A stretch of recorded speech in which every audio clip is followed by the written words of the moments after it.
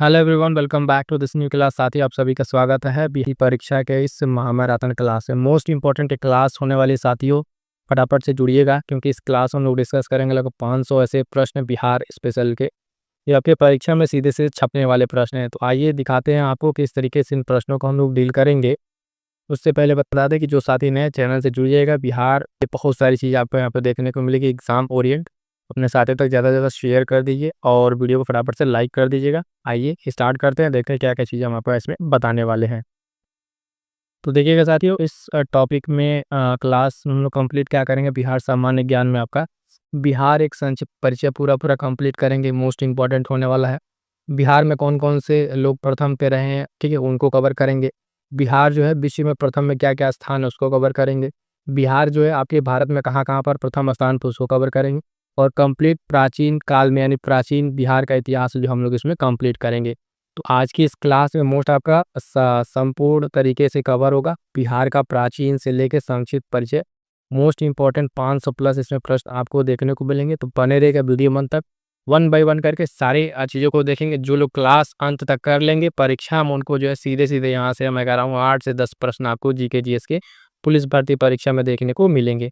बिहार एक संक्षिप्त परिचय है, तो कंप्लीट बिहार को यहाँ से देखते हैं, आगे बढ़ेंगे साथियों। तो देखिएगा कि यहाँ से स्टार्ट होता है आपका बिहार एक संक्षिप्त परिचय। सारे के सारे महत्वपूर्ण पॉइंट्स आपके इसमें कवर अप होंगे, वन बाय वन करके सारे हम देखेंगे।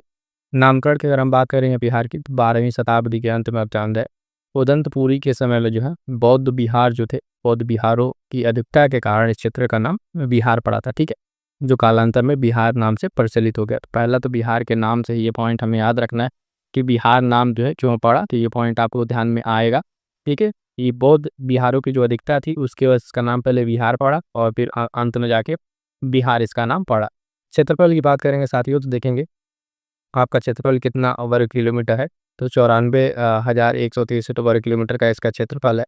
और बिहार का कुल भौगोलिक जो क्षेत्रफल है वो संपूर्ण देश के क्षेत्रफल का कितना है कि 2.86% है। ये पॉइंट मोस्ट इंपॉर्टेंट है, नोट कर लीजिएगा। अलग अलग परीक्षाओं में कई बार ये पूछा जा चुका है कि जो बिहार का संपूर्ण क्षेत्रफल है, बिहार का कुल भौगोलिक क्षेत्रफल वो भारत देश के भौगोलिक क्षेत्रफल का कितना प्रतिशत है। तो ये पॉइंट आपसे कई बार पूछा जा चुका है। सारे के सारे इंपॉर्टेंट पॉइंट्स आपके इसमें कवर होंगे। समुद्र तल से औसत ऊंचाई की बात करेंगे 173 फीट, ठीक है, लगभग 53 मीटर के आसपास आपका जो है इसकी ऊंचाई है। और राजधानी बात करेंगे तो आपकी राजधानी यहाँ से बिहार की पटना हो जाएगी। बात करेंगे भौगोलिक स्थिति की, उसके बाद से मैप भी हम लोग देखेंगे। तो भौगोलिक स्थिति एक बार देख लीजिए, 24 डिग्री जो है 20 मिनट और 10 सेकेंड उत्तरी अक्षांश से 27 डिग्री 31 मिनट का ये उत्तरी अक्षांश तक एक्सपेंशन है इसका। फिर 83 डिग्री से लेकर इधर 88 डिग्री तक पूर्वी देशांतर में ये मध्य उत्तर भारत में जो है गंगा बेसिन में ये स्थित है। बात करेंगे अगर अपने बिहार की साथियों, तो बिहार कुछ इस तरीके से अपने भारत के नक्शे पर देखने को मिलता है। यहाँ पे आप ये पोर्शन बिहार, और इस बिहार को हम जूम करेंगे तो फिर देखेंगे अपना जो बिहार है कि इस तरीके से यहाँ पे क्या क्या चीज़ें यहाँ पर हैं। तो बिहार की अगर हम बात करेंगे तो एक तरफ आपका इधर नेपाल देखने को मिलेगा, एक तरफ आपका उत्तर प्रदेश, एक तरफ पश्चिम बंगाल, ठीक है, और नीचे जो है आपका कौन सा, झारखंड। ध्यान दीजिएगा आपका छत्तीसगढ़ जो है, छत्तीसगढ़ जो है बिहार से सीमा नहीं बनाता है। कई बार ये प्रश्न पूछा जा चुका है कि कौन सा ऐसा राज्य है ऑप्शन में देके जो बिहार से सीमा नहीं बनाता है, तो आपका छत्तीसगढ़ है, ठीक है। तो आपका एक तरफ नेपाल हो गया, उत्तर प्रदेश और झारखंड और पश्चिम बंगाल, ठीक है। ऊपर साइड के अगर जिलों की बात करें देखेंगे पश्चिमी चंपारण, पूर्वी चंपारण, ठीक है, सीवर की बॉर्डर नहीं है, बीच में है। फिर सीतामढ़ी, मधुबनी, सुपौल, अररिया, किशनगंज, ठीक है। और इस साइड के जिले की बात करेंगे तो आपका किशनगंज, पूर्णिया, कटिहार है ना। और इसी तरीके से झारखंड से रिलेटेड आपके जो सटे जिले हैं आपका यहाँ से देखे तो नीचे के जिले सारे के सारे आपके क्या झारखंड से, और इस साइड के आपका उत्तर प्रदेश से। मेन आपके अन्य जो पॉइंट्स हैं उसको देख लेते हैं। तो सारे इंपॉर्टेंट पॉइंट्स को देख के चलिए। क्षेत्रफल की दृष्टि से जो है देश में इसका 12वां स्थान है सबसे बड़े राज्य के तौर पे। कुल जनसंख्या द्वारा 11 के अनुसार व्यक्ति में ये आपको उतना ध्यान नहीं देना है, ठीक है। जो पॉइंट आपको रिलेवेंट है वो हम बताते चलेंगे, जिसको स्किप करना है, ठीक है। तो आपसे अगर पूछे पॉपुलेशन एग्जैक्ट नहीं पूछता है ये कितने लाख इतनी पॉपुलेशन, तो ये 3 पॉइंट आप स्किप कर सकते हैं। आगे बढ़ेंगे तो देखेंगे अगला क्या कह रहा है। जनसंख्या वृद्धि दर याद रखिएगा, जनसंख्या वृद्धि दर जो 2001 से 2011 के बीच में रहा है वो 25.07% आपको देखने को मिलेगा। जनसंख्या घनत्व की बात करेंगे तो 1102 व्यक्ति प्रतिवर्ग है ये, और ये इम्पोर्टेंट है, ये कई बार पूछा जा चुका है और अलग अलग परीक्षाओं में पूछा जाता है ये। जनसंख्या घनत्व बिहार का ध्यान रखिएगा, ठीक है, बिहार का जनसंख्या घनत्व। लिंगानुपात की बात करेंगे तो ये भी आपसे पूछा जाता है, 916 लिंगानुपात है। साक्षरता दर ये भी ध्यान रखिएगा, 63.82 का टोटल आपका है। महिला साक्षरता आपका 53.33%। पुरुष साक्षरता की बात करेंगे तो 73.39%। साथियों ध्यान दीजिएगा, ये इतना इंपॉर्टेंट सेशन होने वाला है, पूरी क्लास करने के बाद से आपके अब यहाँ से जो प्रश्न गलत नहीं होंगे, सारे के सारे मोस्ट इंपॉर्टेंट पॉइंट्स आपको इस एक ही क्लास में कवर हो जाएंगे। आगे बढ़ेंगे तो देखिएगा, कह रहा 10 लाख से अधिक जनसंख्या वाले नगर आपका एक है पटना, ठीक है। सर्वाधिक सघन जहाँ पे घनत्व सबसे ज़्यादा है वो आबादी वाला शहर भी, ठीक है। आपका क्या दिया हुआ है यहाँ पे, सर्वाधिक सघन घनत्व आबादी वाला, तो ध्यान दीजिएगा आपका हो जाएगा क्या, ये शिवहर हो जाएगा। उसके बाद से कह रहा है सर्वाधिक वृद्धि दर रिकॉर्ड करने वाला जो है, सर्वाधिक वृद्धि दर का रिकॉर्ड करने वाला जिला आपका मधेपुरा। सबसे कम वृद्धि रिकॉर्ड जो दर्ज करने वाला जिला आपका गोपालगंज। सर्वाधिक आप लिंगानुपात की बात करें, सबसे कम लिंगानुपात की तो आपका भागलपुर और मुंगेर में, और सर्वाधिक जो लिंगानुपात है बिहार राज्य में वो आपके गोपालगंज जिले में है। ये इंपॉर्टेंट है, ध्यान दीजिएगा, ठीक है। आगे बढ़ेंगे तो अगला पॉइंट क्या आ रहा है इसमें कि सब सर्वाधिक साक्षरता वाला जिला आपका रोहतास, लगभग 75.59% के साथ, और सबसे कम साक्षरता वाला जिला आपका पूर्णिया। ये दो जिले याद रखेंगे। जनसंख्या की दृष्टि से बिहार का देश में जो स्थान है वो तीसरा है, ठीक है, ठीक है। तो आपका जनसंख्या की दृष्टि से तीसरा पॉपुलेशन से, ठीक है, और क्षेत्रफल की दृष्टि से आपका कौन सा 12वां स्थान। ये सारे पॉइंट ध्यान रखेंगे। और इसमें हमने क्या क्या बताया आपको, साक्षरता बताया, लिंगानुपात बताया, ठीक है, और उसके साथ साथ घनत्व बताया, आपका क्षेत्रफल वाला जिला बताया, सारे सारे पॉइंट्स आपको बता दिए। आप देख लीजिएगा कुछ इंपॉर्टेंट पॉइंट्स आपके मैप के माध्यम से भी दिखाते हैं हम आपको। सबसे पूर्वी जिला की अगर हम बात करेंगे, ठीक है, सबसे पूर्वी जिला आपका तो किशनगंज आपका सबसे पूर्वी जिला। सबसे पश्चिमी जिला आपका बिहार राज्य का तो कैमूर हो जाएगा। सबसे उत्तरी जिला पश्चिमी चंपारण, और सबसे दक्षिणी जिला आपका गया। कुछ इस तरीके से अगर आप मैप के माध्यम से देखेंगे तो सारा का चीज़ आपको क्लियर हो जाएगा। देखेंगे ईस्टर्न मोस्ट आपका डिस्ट्रिक्ट, तो यहाँ पे आपको मिलेगा किशनगंज ये साइड, ठीक है, और सबसे उत्तरी आपका जिला तो पश्चिमी चंपारण, ठीक है। बाकी दो अन्य जिले भी देख लीजिए, जैसे कि आपका सबसे वेस्टर्न वो उत्तरी जिला भी हमने देखा ऊपर, ध्यान दीजिएगा, शायद हमने उसको पश्चिमी बोल दिया, ये आपका उत्तरी जिला है, ठीक है, सबसे उत्तरी जिला नॉर्दर्न वाला पश्चिमी चंपारण, और पश्चिमी आपका जो है आपका ये हो जाएगा कैमूर, ठीक है, कैमूर हो जाएगा। और एक और आपका बच रहा है कौन सा, सबसे साउथ मोस्ट, तो आपका दक्षिण वाला क्या हो जाएगा, गया जिला का हो जाएगा। तो ये कुछ आपके डिविजन्स हैं। गंगा नदी आप जानते हैं बीचों बीच से होकर प्रवाहित होती है ना, बीचों बीच से आपके बिहार को दो भागों में बांटती है गंगा नदी। ये सारे पॉइंट्स आपको ध्यान में रखने हैं। बात करेंगे इसके कुछ अन्य सीमाओं की और राज्य विस्तार की, तो सारे पॉइंट्स देखते चलिए। जैसे कि भौगोलिक सीमाएं एन चौहत्ती जो है, उत्तर में आपका नेपाल स्टार्टिंग में हमने बताया, पूर्व में जो है आपका पश्चिम बंगाल, और पश्चिम में आपका उत्तर प्रदेश, और दक्षिण में आपका झारखंड देखने को मिलेगा। ये इसकी भौगोलिक सीमाएं हैं। राज्य का विस्तार जो है उत्तर से दक्षिण की ओर अधिकतम लंबाई आपका 362 किलोमीटर, और पूर्व से पश्चिम की ओर जो है अधिकतम चौड़ाई आपका इतना 483 किलोमीटर, ठीक है। तो पूर्व से पश्चिम जो आपकी चौड़ाई 483 किलोमीटर, ये दोनों पॉइंट आपको ध्यान में रखना चाहते हो। दोनों पॉइंट आपसे परीक्षा में पूछता है, ठीक है। अधिकतम ये लंबाई और चौड़ाई दोनों आप ध्यान में रखिएगा। प्राकृतिक रूप से अगर बिहार का विभाजन की बात करेंगे तो प्राकृतिक रूप से बिहार को जो है 3 स्पष्ट इकाइयों में बांटा जा सकता है। कौन कौन सी श्रेणी है, एक तो शिवालिक श्रेणी का जो है आपका तराई क्षेत्र, उत्तरी गंगा का मैदान, और दक्षिणी गंगा का मैदान। यानी जो आपका बिहार है, बिहार की अगर हम बात करेंगे तो यहाँ जो आप देते हैं, ठीक है, तो इसमें जो है आपका 3 रीजन, एक तो आपका जो है क्या पड़ता है, शिवालिक वाला तराई रीजन आपका पड़ेगा इधर का, ठीक है। उसके बाद से आपका बीचों बीच से गंगा नदी जब डिवाइड करेगी तो एक रीजन ये गंगा का दक्षिण भाग, और गंगा का आपका जो है उत्तरी भाग, ये दो आपको देखने को मिलेगा। आगे बढ़ेंगे, बात करेंगे साथियों जलवायु की। पूरे ध्यान से इस पूरे क्लास को कीजिएगा, पेशेंस के साथ कीजिएगा। करने के बाद से क्लास को आपको इस तरह के प्रश्न जो है इस वाले पोर्शन से, बिहार स्पेशल के जो पोर्शन है, जो पोर्शन हम लोग कर रहे हैं, प्रश्न गलत नहीं होंगे। सारे के सारे इंपॉर्टेंट पॉइंट्स आपको इस क्लास में कवर अप हो जाएंगे। जलवायु की बात करेंगे तो बंगाल की खाड़ी से आने वाली जो गर्मियों की मानसूनी हवाएं हैं, उत्तर पूर्वी बिहार में पर्याप्त वर्षा करती हैं, तथा दक्षिण और पश्चिमी भागों में कम वर्षा होती है। जो उत्तरी बिहार की जलवायु है वो सम है, और दक्षिणी भागों में अधिक गर्मी पड़ती है, ठीक है। तो ये भी आपको ध्यान में रखना है। सर्वाधिक तापमान की अगर हम बात करेंगे तो बिहार का जो औसत उच्चतम तापमान है वो लगभग 40 डिग्री सेंटीग्रेड के आसपास जो है गया का है, ठीक है। तो सर्वाधिक आपका तापमान कहाँ पे आपको मिलता है, तो गया में आपको ये मिलता है बिहार राज्य में। सर्वाधिक वर्षा की अगर हम बात करेंगे साथियों, तो देखिएगा सर्वाधिक वर्षा उत्तर पूर्वी क्षेत्र में स्थित जो आपका किशनगंज है, ठीक है, बिहार में सर्वाधिक वर्षा वाला क्षेत्र है। तो बिहार में सर्वाधिक वर्षा वाला क्षेत्र, एक प्रश्न ऐसे पूछेगा आपसे, तो कौन सा हो जाएगा आपका, किशनगंज हो जाएगा। आगे बढ़ेंगे कुछ अन्य पॉइंट्स। कृषि योग्य जो भूमि है लगभग 56.3 लाख हेक्टेयर वर्ग किलोमीटर की पूरी भूमि है। और बाढ़ जो प्रवण क्षेत्र है, यानी बाढ़ से प्रभावित जो इलाका है, वो बिहार की एग्जैक्ट ये डेटा आपको देखने को मिला कितने वर्ग किलोमीटर। लेकिन अगर हम ज़्यादा ध्यान दें तो बिहार की जो कुल भूमि है उसमें अगर देखें लगभग 73.6% आपका बाढ़ प्रवण क्षेत्र है, ठीक है। तो बिहार में बाढ़ की भी समस्या बहुत रहती है, और उसमें कितना प्रतिशत है, ये प्रतिशत ज़्यादा इंपॉर्टेंट है, परीक्षा में ये फैक्ट के रूप में आपसे पूछा जाता है, ठीक है। तो ये पॉइंट ध्यान रखिएगा। अगला कह रहा है वन क्षेत्र की बात करें, कितना फॉरेस्ट रीजन है आपका, तो लगभग 6,22,000 हेक्टेयर क्षेत्र में वन फैला हुआ है।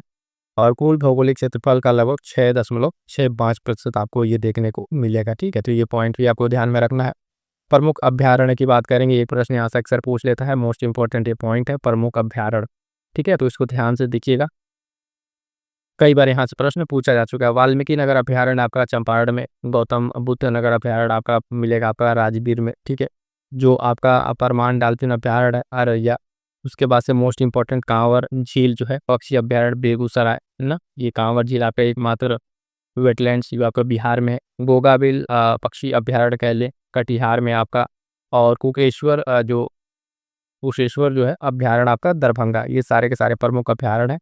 ये इतना अगर आप तैयार रखते हैं तो परीक्षा में आपके प्रश्न जो है गलत नहीं होंगे। ये सारे के सारे इंपॉर्टेंट अभ्यारण्य आपको एक जगह यहाँ पे देखने को मिल जाए। बात करेंगे साथियों कि अपने बिहार राज्य की जो है प्रमुख नदियाँ कौन कौन सी हैं, तो देख लीजिए, गंगा सबसे पहले नदी, फिर कोसी, बागमती, सोन, पुनपुन, फाल्गु, गंडक, है ना, घाघरा, कर्मनशा आदि, ये सारी नदियाँ हैं। नदियों को एक बार हम आपको मैप के माध्यम से दिखा देते हैं।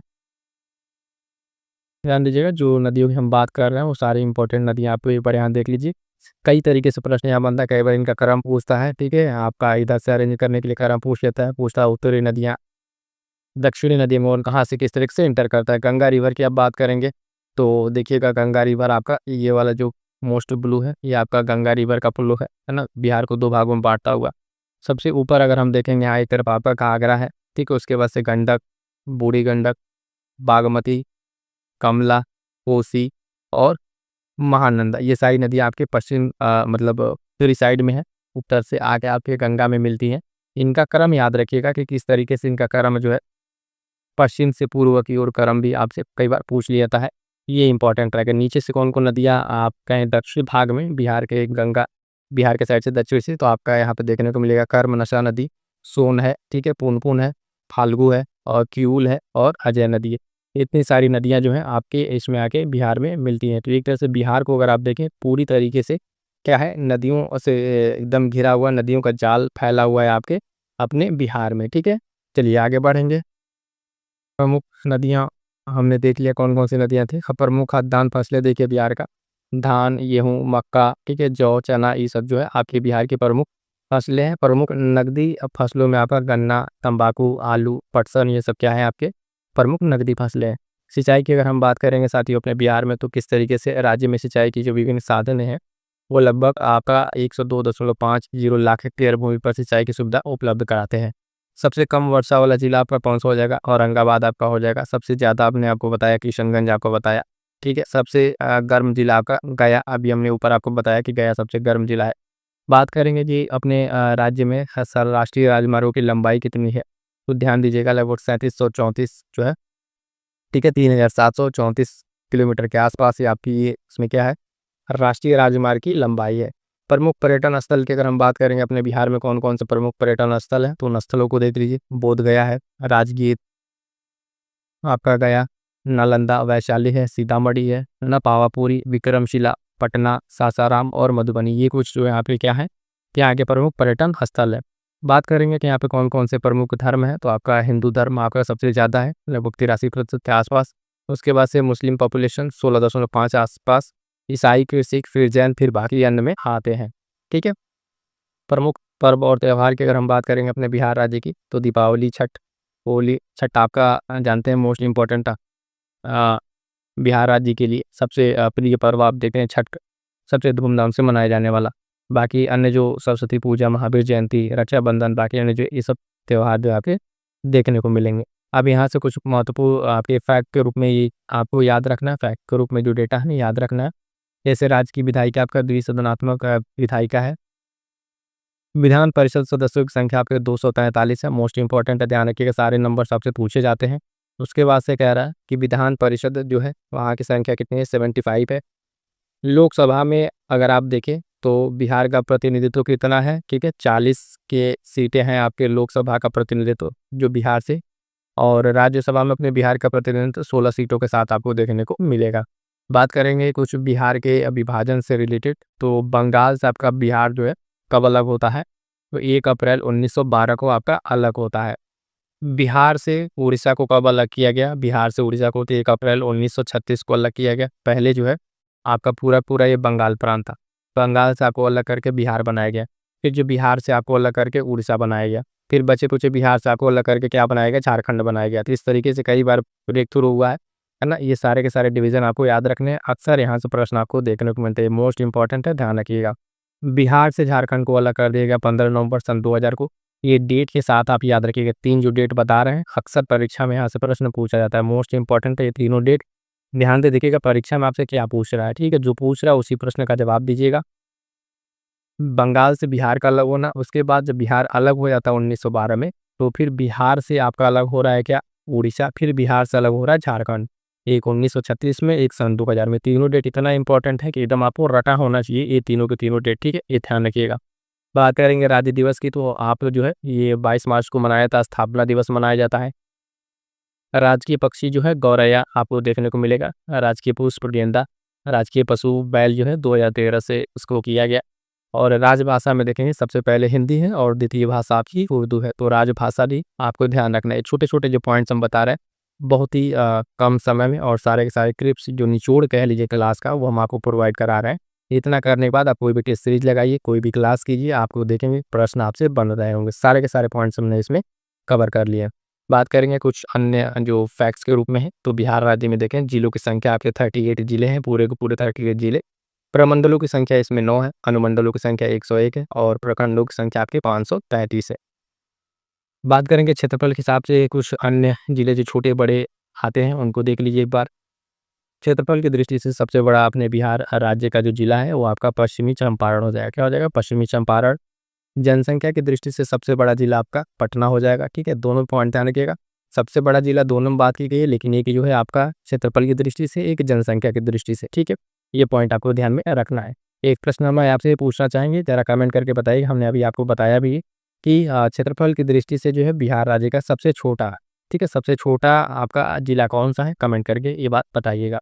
देखते हैं कितने लोगों को ये बात पता है। उच्च न्यायालय की अगर बात करेंगे अपने वो बिहार राज्य के उच्च न्यायालय की, तो पटना उच्च न्यायालय आपका हो जाएगा स्थापना 1916। डेट भी याद रखिएगा, कई बार अलग अलग परीक्षाओं में कई बार पूछा हुआ है, तो पटना उच्च न्यायालय स्थापना 1916 में। प्रमुख उद्योग की अगर बात करेंगे अपने बिहार में, तो सूती वस्त्र, जूट इंजीनियरिंग, लकड़ी, चीनी उर्वरक, ठीक है, कांच, चमड़ा, ये सब चीज़ें आपके क्या है प्रमुख उद्योग में आ जाएंगे। प्रमुख खनिज जो है ये इंपॉर्टेंट है, ध्यान दीजिएगा, खनिज वाला जो है, ठीक है, खनिज वाला मोस्ट इंपॉर्टेंट है। क्या क्या खनिज है बिहार में, सबसे ज़्यादा अब्रक है, फिर चूना पत्थर, ठीक है, अब्रक, चूना पत्थर, गंधक, डोलोमाइट, है ना, एस्बेस्टोस, सिलिकॉन, ये सब चीज़ आपको देखने को मिलेंगी। चूना पत्थर जो है सबसे अधिकता में मिलता है, ठीक है, अब्रक भी है कुछ मात्रा में। सोना आपका एक ही जगह आपको देखने को मिला था, ठीक है, थोड़ा सा वो भी जमुई में, तो ये भी पॉइंट ध्यान में रखिएगा। प्रमुख हवाई अड्डे की अगर हम बात करेंगे अपने राज्य में, तो देखिएगा पटना है, गया है, मुजफ्फरपुर, भागलपुर, रक्सौल, ठीक है, कुछ प्रमुख हवाई अड्डे आपको देखने को मिलेंगे। तो यहाँ तक जो है हमने अभी आपको कंप्लीट करा दिया कि बिहार का जो है एक संक्षिप्त परिचय, अभी आपने देख रहा कि क्या है बिहार का एक संक्षिप्त परिचय, एक ओवरव्यू आपको यहाँ तक कंप्लीट होता है। यहाँ से हम लोग डिस्कस करेंगे अब कि बिहार विशेष, बिहार विशेष जो है इसमें जो जो कौन कौन से इंपॉर्टेंट टॉपिक हैं, तो आज की क्लास में जो है इसमें बिहार में प्रथम, बिहार जो है भारत में कहाँ कहाँ प्रथम रहा है, ठीक है, बिहार विश्व में कहाँ पे प्रथम रहा है। ये 3 ऐसे मोस्ट इंपॉर्टेंट टॉपिक हैं, यहाँ सबके परीक्षा में प्रश्न बनते हैं। सबसे ज़्यादा इंपॉर्टेंट ये टॉपिक है तीनों के तीनों। अगर यहाँ से आप इसको तैयार कर लेते हैं तो हर बार भी परीक्षा में यहाँ से प्रश्न आपको देखने को मिलता है। आइए स्टार्ट करेंगे, आगे बढ़ेंगे। सबसे पहला पॉइंट इसमें जो है देखेंगे बिहार में प्रथम, तो कौन जो है बिहार में प्रथम रहा है, किस किस क्षेत्र में, सबसे पहला पॉइंट है बिहार के प्रथम राज्यपाल। ठीक है, तो बिहार के प्रथम राज्यपाल की बात कर रहा है, तो कह रहा है जयराम दास दौलतराम। ठीक है, बिहार के प्रथम राज्यपाल। बिहार के प्रथम मुख्यमंत्री की बात करें तो ध्यान रखेंगे इनका नाम कई बार पूछा जा चुका है, श्री कृष्ण। ठीक है, श्री कृष्ण सिंह 1946 से 61 तक ये रहे हैं, और ये प्रश्न इतना इंपॉर्टेंट है कि अलग अलग टाइम पे अलग अलग परीक्षाओं में बहुत बार ये पूछा जा चुका है। अगला पॉइंट है सर्वाधिक कालावधि वाले मुख्यमंत्री, सबसे अधिक टाइम तक रहने वाले, तो श्री कृष्ण सिंह ही है ये मुख्यमंत्री। अगला पॉइंट इसी तरीके से देखते चलेंगे, आगे बढ़ेंगे साथियों। सबसे कम कालावधि वाले मुख्यमंत्री, सबसे कम समय तक जो मुख्यमंत्री रहे, सतीश चंद्र प्रसाद जो है, ये सबसे कम समय तक क्या रहे हैं, मुख्यमंत्री रहे हैं। अगला पॉइंट कह रहा है प्रथम हरिजन मुख्यमंत्री, मोस्ट इंपॉर्टेंट लगा लिए, कई बार ये प्रश्न पूछा जा चुका है। तो कह रहा है प्रथम हरिजन मुख्यमंत्री भोला पासवान शास्त्री जी जो है 1968 से 71 तक ये जो क्या रहे हैं, प्रथम हरिजन मुख्यमंत्री। बिहार में प्रथम मुस्लिम मुख्यमंत्री की बात करें, ये बिहार राज्य में प्रथम मुस्लिम मुख्यमंत्री बने, तो अब्दुल गफूर। कौन? अब्दुल गफूर बने 1973 से 75 के बीच में ये रहे हैं। ये प्रश्न भी कई बार पूछा जा चुका है, इंपॉर्टेंट लगा लीजिएगा। आगे बढ़ेंगे साथियों, देखेंगे अगला पॉइंट क्या है।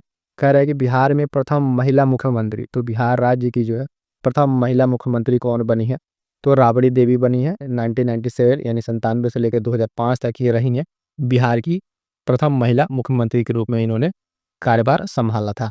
आगे बढ़ेंगे तो देखेंगे साथियों प्रथम मुस्लिम राज्यपाल कौन रहे हैं बिहार राज्य के।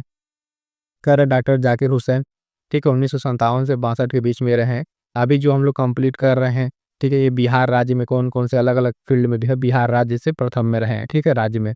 इसके बाद से हम लोग देखेंगे कि विश्व स्तर पर बिहार से कौन प्रथम रहा है, अलग अलग चीज़ों में भारत में कौन कौन प्रथम रहा, उस सारे पॉइंट्स को डिस्कस करेंगे। तो बने रहेगा पूरे क्लास में।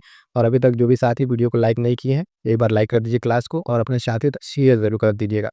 आगे बढ़ेंगे तो देखेंगे बिहार विधानसभा के पहले दलित अध्यक्ष। शब्दों पर ध्यान दीजिएगा। कह रहा है बिहार जो विधानसभा था उसके पहले दलित अध्यक्ष कौन थे, तो उदित नारायण चौधरी। कौन? उदित नारायण चौधरी। ठीक है, आगे बढ़ेंगे साथियों, देखेंगे प्रथम शिक्षा मंत्री बिहार राज्य का जो है प्रथम शिक्षा मंत्री सर गणेश दत्त। नाम थोड़ा आपको अलग दिखेगा यहाँ पे, लेकिन जो है ये प्रश्न कई बार पूछा जा चुका है। आगे बढ़ेंगे, देखेंगे इसी तरीके से अगला मोस्ट इंपॉर्टेंट है प्रथम निर्दलीय मुख्यमंत्री। ठीक है, प्रथम निर्दलीय मुख्यमंत्री की अगर हम बात करेंगे तो महामाया प्रसाद सिन्हा जी जो है ये प्रथम निर्दलीय मुख्यमंत्री बने थे। ये अपने आप में बहुत ही महत्वपूर्ण बात है, इसको ध्यान में रखिएगा। आगे बढ़ेंगे, अगला क्या कह रहा है कि सर्वोच्च न्यायालय के प्रथम मुख्य न्यायाधीश, यानी सुप्रीम कोर्ट में जो सर्वोच्च न्यायालय कह रहा है, ठीक है, कि प्रथम मुख्य न्यायाधीश जो बिहार से रहे हैं वो है भुवनेश्वर प्रसाद सिन्हा। कौन है? भुवनेश्वर प्रसाद सिन्हा जो है, ये नाम आपको ध्यान में रखना है। अगला पॉइंट कह रहा है साथियों अशोक चक्र प्राप्त करने वाले प्रथम व्यक्ति जो है बिहार से जो रहे हैं, अशोक चक्र प्राप्त करने वाले, उनका नाम क्या है? स्वर्गीय रणधीर वर्मा। कौन है? स्वर्गीय रणधीर वर्मा जी जो है ये क्या है, अपने बिहार से जो है, अपने बिहार से क्या है, ये प्रथम व्यक्ति रहे हैं जो अशोक चक्र प्राप्त किए। अपने बिहार राज्य की अगर हम बात करें साथियों तो प्रथम महाकवि कौन थे, तो ये देखेंगे विद्यापति थे। कौन थे? विद्यापति। बिहार राज्य के प्रथम महाकवि के रूप में जाने जाते हैं। कौन? विद्यापति।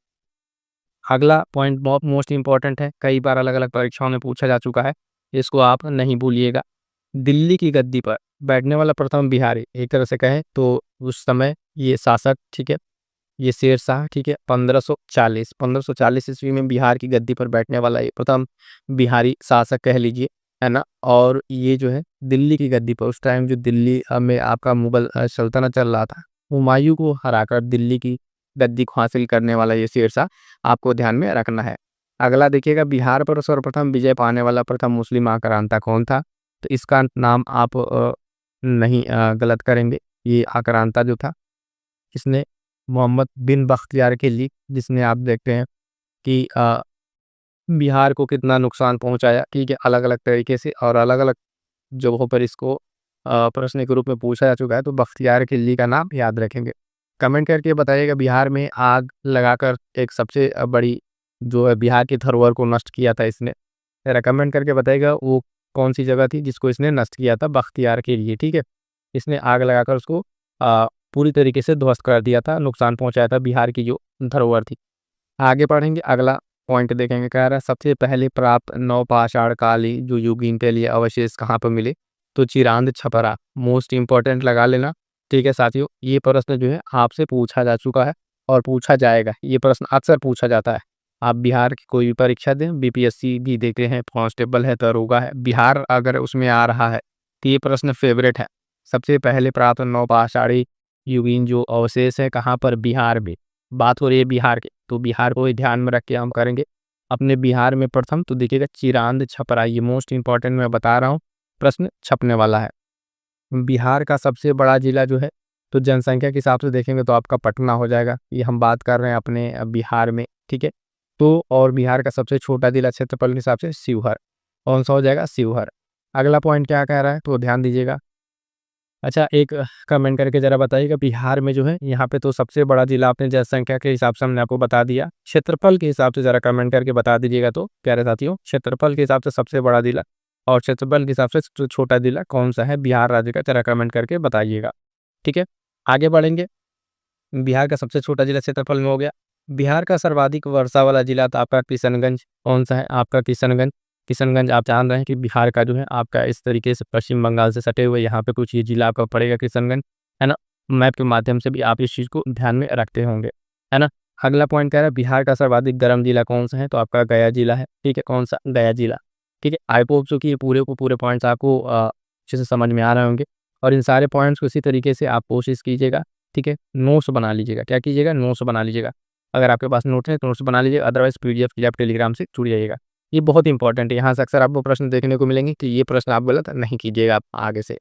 प्राचीन जो बिहार है उसका पहला विश्वविद्यालय कौन सा था, तो नालंदा विश्वविद्यालय था। ठीक है, 5वीं सदी का ये विश्वविद्यालय था। आधुनिक बिहार जो है आपका, इसमें पहला विश्वविद्यालय कौन सा बना आधुनिक बिहार में, तो आपका पटना विश्वविद्यालय 1917। ये डेट भी याद रखिएगा, कई बार आपसे सिंपल से ये पूछा है पटना विश्वविद्यालय की स्थापना कब हुई है, तो 1917 में। कब? 1917 में ये स्थापना होती है। ये भी प्रश्न अलग अलग तरीके से पूछा जा चुका है। बिहार का प्रथम खुला विश्वविद्यालय नालंदा खुला विश्वविद्यालय आपका पटना। ठीक है, नालंदा खुला विश्वविद्यालय ध्यान रखेंगे। अगला पॉइंट कह रहा है बिहार का प्रथम मेडिकल कॉलेज अस्पताल। ठीक है, तो ये जो है आपका पटना मेडिकल कॉलेज। ठीक है, पटना मेडिकल कॉलेज जो है अस्पताल आपका 1925, ये भी डेट याद रखेंगे। पटना आपका पटना मेडिकल कॉलेज जो है ना, PMHC जो करके है, ये आप उसको ध्यान में रखिएगा। आगे बढ़ेंगे साथियों, देखेंगे बिहार की जो है सबसे बड़ी परियोजना कौन सी है, तो बिहार राज्य की सबसे बड़ी परियोजना गंडक परियोजना है। कौन सी है प्यारे साथी, ध्यान दीजिएगा, गंडक परियोजना बहुत ही इंपॉर्टेंट है ये, है ना। परीक्षा में प्रश्न यहाँ से अक्सर बनते हुए दिखे हैं। बिहार का प्रथम दूरदर्शन प्रसारण केंद्र आपका तो मुजफ्फरपुर जो है 1978, मोस्ट इंपॉर्टेंट लगा लीजिएगा, कई बार ये पूछा जा चुका है। बिहार का प्रथम दूरदर्शन प्रसारण केंद्र आपका मुजफ्फर, पॉइंट्स को ध्यान में रखिए, आगे बढ़िए। अगला कह रहा है बिहार की प्रथम भोजपुरी फिल्म, तो कौन सी वो फिल्म थी, तो हे गंगा मैया तो हे पियरी चढ़इबो। ठीक है, हे गंगा मैया तो हे पियरी चढ़इबो, ये बिहार की जो है प्रथम भोजपुरी फिल्म है। प्रथम हिंदी फिल्म जो यहाँ की कल हमारा है, निर्देशक इसके थे गिरीश रंजन। कौन थे साथी? गिरीश रंजन। ये जो बिहार स्पेशल के प्रश्न है आप इनको अच्छे से अगर तैयार कर लेते हैं तो परीक्षा में आपके प्रश्न गलत नहीं होंगे। टॉपिक वाइज हम लोग इसी तरीके से कंप्लीट करेंगे, है ना। जो साथी नए हैं बता दें, चैनल से जुड़ जाइएगा। इसी तरीके से पूरे बिहार स्पेशल की है जो आपको टॉपिक वाइज मोस्ट इंपॉर्टेंट सारे के सारे आपको इसी तरीके फैक्ट्स ऑनलाइन लैपटॉप में कराया जाएगा। उसके बाद से आप देखेंगे आपको MCQ प्रैक्टिस कराई जाएगी। क्या कराई जाएगी? MCQ प्रैक्टिस कराई जाएगी, प्रैक्टिस सेट भी कराया जाएगा, तो आपकी परीक्षा के लिए बहुत ही हेल्पफुल होगा। तो चैनल से जुड़ना ना भूलिएगा और ज़्यादा से ज़्यादा हो सके तो अपने साथियों तक शेयर कीजिएगा। ये चैनल आपका ही परिवार है, आपका भी सहयोग इसमें बना रहना चाहिए। आगे बढ़ेंगे साथियों, तो देखेंगे कह रहा है बिहार का सर्वाधिक गंधक उत्पादक जिला कौन सा है, तो आपका रोहतास है। और बिहार का प्रथम मैथिली फिल्म देख लीजिएगा, मिस हो रहा था ये कन्यादान। ठीक है, मैथिली फिल्म की बात हम यहाँ पे कर रहे हैं। अगला कह रहा है ज्ञानपीठ पुरस्कार प्राप्त करने वाला जो प्रथम बिहारी के लिए प्रथम बिहारी कवि जो है डॉक्टर रामधारी सिंह दिनकर। कौन? डॉक्टर रामधारी सिंह दिनकर जी जो है आपको यहाँ से बिहार की ये प्रथम ऐसे व्यक्ति थे, कवि थे जिनको ज्ञानपीठ पुरस्कार मिला था। मोस्ट इंपॉर्टेंट ये ध्यान रखिएगा, पहला हिंदी समाचार पत्र, बिहार का पहला हिंदी समाचार पत्र की अगर हम बात करेंगे तो ये आपको पता होगा, बिहार बंधु 1874 ईस्वी। ठीक है, अगर हिंदी की बात कर दिए हैं तो साथ साथ अंग्रेजी अखबार भी बता दीजिए, तो बिहार का प्रथम अंग्रेजी अखबार द बिहार हेराल्ड है। ठीक है, द बिहार हेराल्ड है, 1875 में शुरू होता है। ठीक है, गुरु प्रसाद सेन के द्वारा। 3 प्रश्न इसमें आपका छिपा हुआ है। पहला अगर पूछे कि प्रथम अंग्रेजी अखबार आपका, तो द बिहार हेराल्ड। इस तरीके से पूछे कि द बिहार हेराल्ड की जो शुरुआत कब होती है, तो इसको आपको ध्यान में रखना है, 1800 1575 ईस्वी में इसकी शुरुआत होती है। ठीक है, किसके द्वारा? तो गुरु प्रसाद सिंह के द्वारा स्टार्ट होता है। ये 2 क्वेश्चन फिर से यहाँ पे मोस्ट इंपॉर्टेंट है, ये आप गलत नहीं करेंगे। ठीक है, ये क्या हिंदी समाचार पत्र और ये अंग्रेजी समाचार पत्र बहुत ही महत्वपूर्ण है, इसको आप ध्यान में रखिएगा। आगे बढ़ेंगे साथियों, देखेंगे अगला पॉइंट 2 और इम्पोर्टेंट, जो बिहार में प्रथम की बात हम कर रहे थे। पटना उच्च न्यायालय का प्रथम मुख्य न्यायाधीश कौन बने थे? तो सर एडवर्ड मायनॉट, जो टेस्ट चैंपियर जो है, ये क्या थे? पटना उच्च न्यायालय के प्रथम मुख्य न्यायाधीश बने थे। पटना उच्च न्यायालय का प्रथम भारतीय मुख्य न्यायाधीश जो है सर सैयद फजल अली, ये जो है पटना उच्च न्यायालय का जो भारतीय ग्रुप में प्रथम मुख्य न्यायाधीश बने थे। तो ये था साथियों, अगर आप देखें यहाँ तक जो है हम लोग कंप्लीट कर लिया। मोस्ट इंपॉर्टेंट है, जब बात करें बिहार में प्रथम, बिहार में क्या क्या चीज़ें प्रथम रहेंगी, अलग अलग तरीके से कौन प्रथम रहा है, तो अपने बिहार राज्य में जो चीज़ प्रथम रहा उसको हमने कर लिया। अब बात करें, जब अपने बिहार की बात आती है तो बिहार में ही सिर्फ प्रथम नहीं, बिहार जो है, बिहार का डंका हर जगह बजता है। तो बिहार जो है अपने विश्व में भी कई चीज़ों में प्रथम स्थान रहा है। जैसे कि बिहार में जो चीज़ें विश्व में प्रथम हुई हैं, उन चीज़ों को अगर ध्यान में रखें तो उसमें भी बिहार को ये गौरव प्राप्त है। तो आइए देखते हैं विश्व में क्या क्या प्रथम है जो बिहार में है, इन सारे पॉइंट्स को। सबसे पहला पॉइंट है कि सर्वप्रथम लोकतांत्रिक गणराज्य जो है आपको कहाँ देखने को मिलता है? आपने बिहार में। वज्जी संघ जो था आपका, वज्जी संघ लिच्छवी वैशाली का जो है, ये जो है रोम गणराज्य जो है उससे भी पहले 600 से 400 ईसा पूर्व जो अपने बिहार में देखने को मिलता है। तो नो डाउट बिहार जो है अपना विश्व में भी प्रथम में रहा है कई सारी चीज़ों में। सर्वप्रथम विश्वविद्यालय तो नालंदा विश्वविद्यालय अपना जो है बिहार में हर्षवर्धन के काल में बनता है, 606 ईस्वी के पहले का ये विश्वविद्यालय है। तो बहुत ही प्राचीन विश्वविद्यालय आपका, प्राचीन सांस्कृतिक धरोहर को समेटे हुए आपका नालंदा विश्वविद्यालय। ठीक है, ये भी विश्व में प्रथम विश्वविद्यालय यहाँ पे देखने को मिलता है। सबसे प्राचीन वैभवशाली महानगर आपका कौन सा था? तो पाटलिपुत्र आपका। ठीक है, 221 ईसा पूर्व पाटलिपुत्र का आपने नाम सुना होगा, मोस्ट इंपॉर्टेंट है ये, जो आपका है सबसे प्राचीन वैभवशाली अगर नगर की बात करेंगे तो विश्व में इसकी गणना की जाती है। अगला क्या कह रहा है, तो ध्यान दीजिएगा, विश्व में प्रथम जैन संगीति का आयोजन कहाँ हुआ? तो आपके पाटलिपुत्र में ही होता है जैन संगीति का आयोजन। और विश्व में प्रथम बौद्ध संगीति का आयोजन स्थल राजगृह, कौन सा आपका?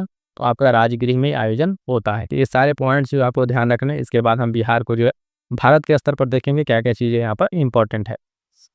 खगोल वैज्ञानिक एवं सर्वप्रथम अन्वेषक जो है, ठीक है, आर्यभट्ट। आप देखेंगे प्राचीन कुसुमपुर जो है वर्तमान में गठित पटना।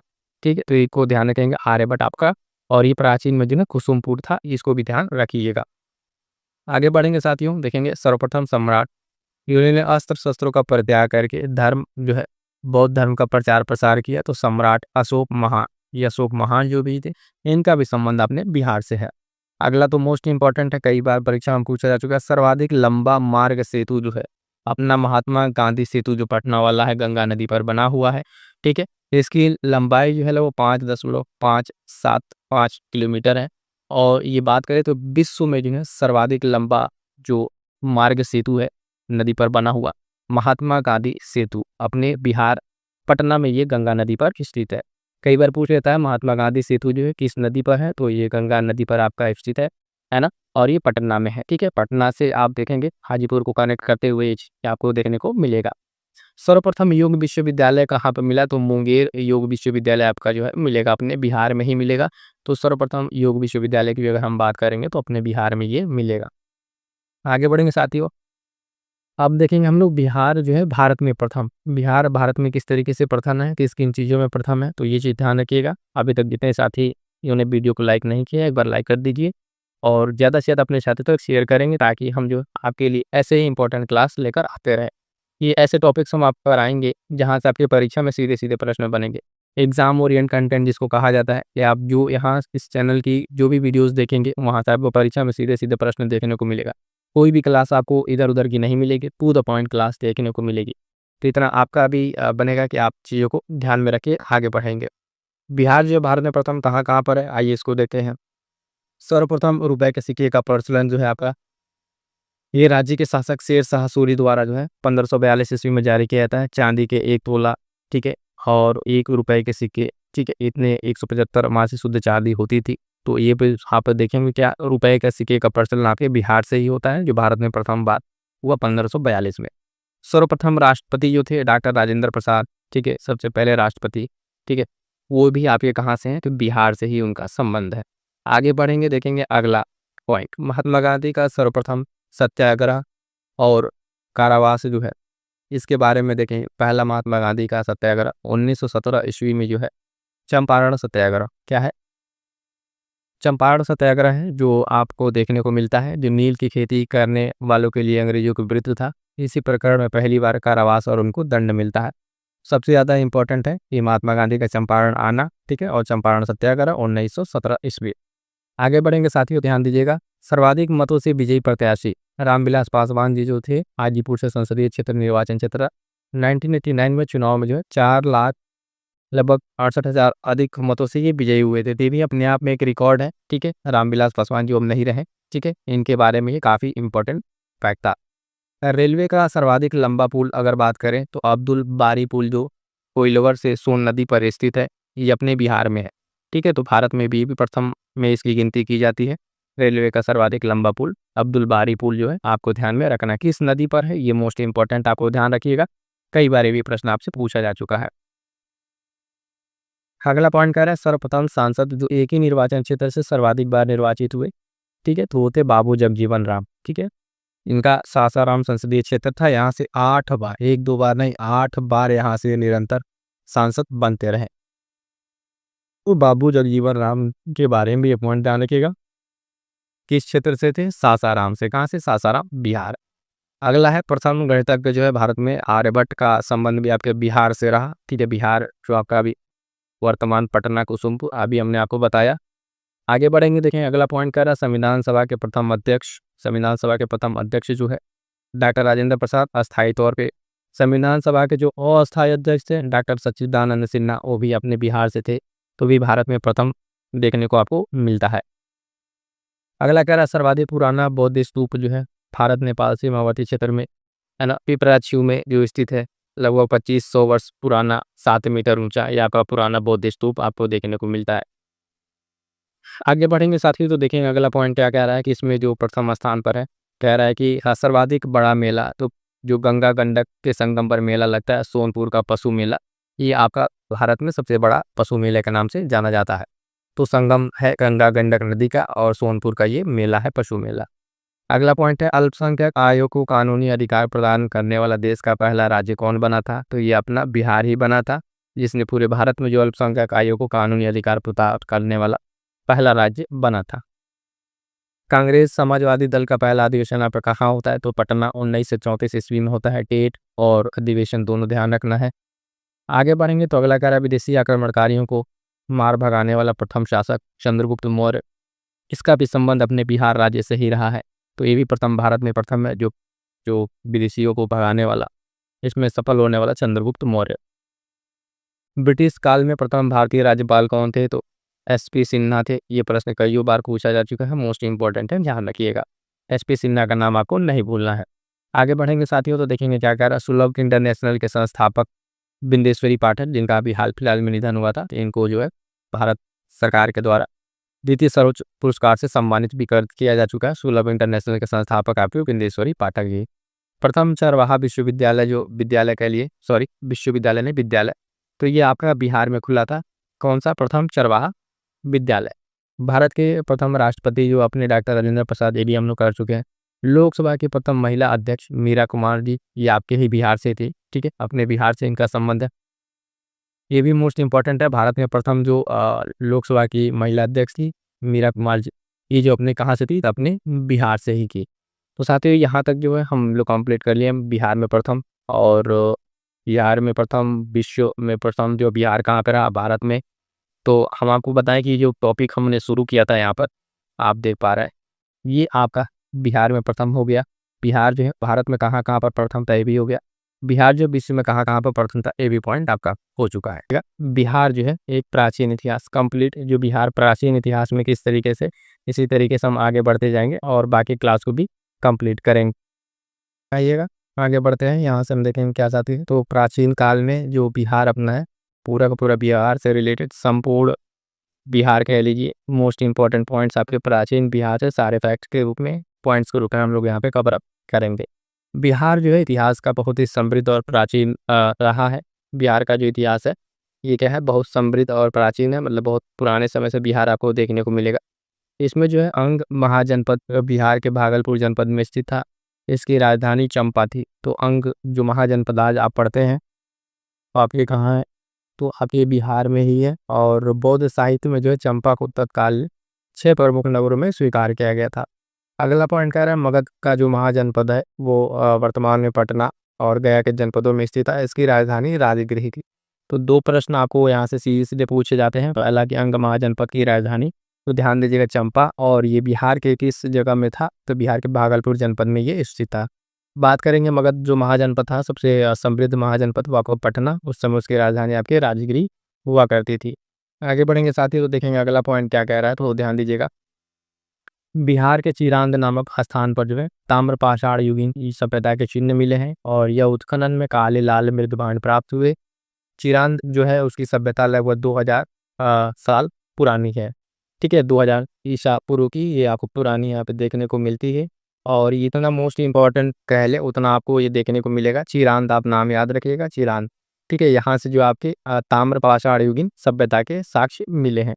आगे बढ़ेंगे साथियों तो देखें अगला पॉइंट क्या कह रहा है कि सतपथ ब्राह्मण विदेह माधव व उसके पुरोहित गौतम राहुगढ़ के जो है वो सरस्वती नदी के तट पर आगे बढ़ते हुए बिहार की सदानीरा नदी यानी गंडक नदी, कौन नदी, सदानीरा नदी यानी गंडक नदी के तट पर पहुंचने का विवरण आपको यहाँ से मिलता है। तो किससे, सतपथ ब्राह्मण से आपको देखने को मिलेगा। नाम याद रखिएगा, सदानीरा नदी आपके गंडक नदी को ही कहा जाता है, कि ये पॉइंट भी आप ध्यान में रखेंगे। अगला पॉइंट है कि सतपथ ब्राह्मण जो है विदेह जनक का उल्लेख सम्राट के रूप में करता है। यानी सतपथ ब्राह्मण से ही आपको पता चलेगा कि विदेह जनक जो है यहाँ पे सम्राट के रूप में थे। यजुर्वेद में सबसे पहले विदेह राजे का उल्लेख प्राप्त होता है। मोस्ट इंपॉर्टेंट पॉइंट्स और फैक्ट्स के रूप में आप इसको ध्यान में रखेंगे। ठीक है, पूछा क्या गया है यहाँ पर, तो ध्यान देंगे आपसे जो है यजुर्वेद में सबसे पहली बार जो है क्या कह रहा है, तो आपका विदेह राज्य का उल्लेख मिलता है। अगला पॉइंट कह रहा है वज्जी संघ उत्तरी बिहार में स्थित था। इसकी राजधानी क्या थी, वैशाली। तो वज्जी संघ आपका कहाँ स्थित था, प्रश्न पूछेगा तो बताइएगा उत्तरी बिहार में। इसकी राजधानी आपके वैशाली हुआ करती थी। आगे बढ़ेंगे साथ ही तो देखेंगे अगला पॉइंट कह रहा है वज्जी जो है 8 गणराज्यों से मिलकर बना था। 8 गणराज्यों में से जो एक जो थे सात्विक जात्रिक थी। ठीक है, और कुंडग्राम में इस जात्रिक गणराज्य के प्रमुख सिद्धार्थ के यहाँ महावीर का जन्म हुआ था। तो ये भी बिहार के इतिहास को अपने आप में समेटे हुए महावीर का जन्म आपको देखने को मिला। उनकी माता त्रिशिला संघ के दूसरे सदस्य लक्ष्मी गणराज्य के प्रमुख चेटक की बहन थी। तो ये सारे पॉइंट्स आपसे परीक्षा में पूछे जाते हैं घूम फिर के। महावीर का जन्म कहाँ हुआ, है ना, उनके पिता का नाम, उनके माता का नाम, वो किस संघ से थी, तो लिच्छवी जो गणराज्य था उससे क्या संबंध था, किन की बहन थी, तो चेटक की बहन थी। सारे के सारे नाम आपसे फैक्ट के रूप में पूछा जाता है बिहार की अलग अलग परीक्षाओं में। अगला प्रश्न कह रहा है पॉइंट के रूप में देखेंगे कौटिल्य ने लिच्छवी राज्य का उल्लेख जो है राज शब्दोपजीवी संघ के रूप में किया है। किसने, तो कौटिल्य ने, महान कौटिल्य ने जो है इसका लिच्छवी राज्य का उल्लेख किस तरीके संघ के रूप में किया है, ये प्रश्न आपसे सीधे सीधे कई बार पूछा जा चुका है। यहाँ से आगे बढ़ेंगे तो देखेंगे पूर्वोत्तर बिहार में जो शाक्य गणराज्य है वहाँ पे सिद्धार्थ जो गौतम बुद्ध का जन्म हुआ। इस गणराज्य की राजधानी की अगर हम बात करेंगे तो कपिलवस्तु, और इसी के समीप लुम्बिनी में गौतम का जन्म होता है।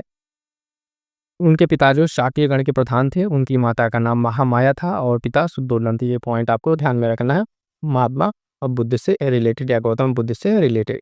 आगे बढ़ेंगे प्राचीन में देखेंगे क्या वैदिक साहित्य जो है मगध के लोगों का उल्लेख वाद्य पतित के रूप में करता है। तो मोस्ट इंपॉर्टेंट पॉइंट है, इसको नोट कीजिएगा कि वैदिक साहित्य में मगध के लोगों को क्या कहा जाता है, तो वाद्य पतित के रूप में ये बात वहाँ पे देखने को मिलती है।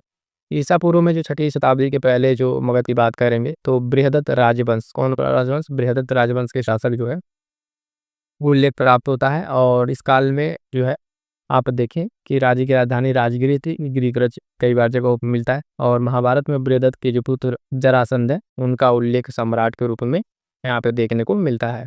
आगे बढ़ेंगे साथियों, अगला पॉइंट कह रहा है अंगुत्तर निकाय में 16 महाजनपदों में जो है अंग आपका उल्लेख प्राप्त होता है। और अंग महाजनपद जब भी हमने बताया भागलपुर क्षेत्र में स्थित है। इसकी राजधानी चंपा थी। कालांतर में मगध साम्राज्य में सम्मिलित कर दिया गया था। ये पॉइंट भी आपको ध्यान में रखना है। और बिहार का दूसरा महाजनपद मगध जो है अभी हमने इसके बारे में बताया, ये बहुत चर्चित था, बहुत पावरफुल था। आधुनिक नालंदा जिले में स्थित, ठीक है, पटना आपका ये पूरा एरिया रखे हुए राजगिरी उस समय इसकी राजधानी थी। ये सारे पॉइंट्स भी आपको ध्यान में रखने हैं। अगला कह रहा है पॉइंट कि ध्यान दीजिएगा कि 6ठी शताब्दी ईसा पूर्व में आपको क्या देखने को मिल रहा है, मगध में जो है हर्यक वंश का राजा स्थापित होता है। इस वंश का राजा बिंबिसार गौतम बुद्ध का समकालीन था और वह जो है भट्टी का पुत्र था, जो है उसका विरुद्ध था। इसमें श्रोणिक जो था उसके विरुद्ध था। हर एक वंश आपको याद रखना है और इसका जो राजा बिंबिसार को आपको याद रखना है, बुद्ध के समकालीन था। ये सारी बातें ध्यान रखनी है। इसी वंश में आगे चल के आपको अजातशत्रु देखने को मिलेगा, बहुत सारे नाम आपको देखने को मिलेंगे। अगला पॉइंट क्या कह रहा है कि बिंबिसार ने कौशल नरेश जो है प्रसेनजीत की बहन बासवी लिच्छवी के राजा चेटक की पुत्री छननी तथा भद्र राजकुमारी क्षेमा के साथ विवाह किया था। तो एक तरीके से मैट्रिमोनियल शादी विवाह करके अपने राज्य साम्राज्य का विस्तार करने का जो है इस तरह का प्रयास जो है आपका बिंबिसार ने किया था।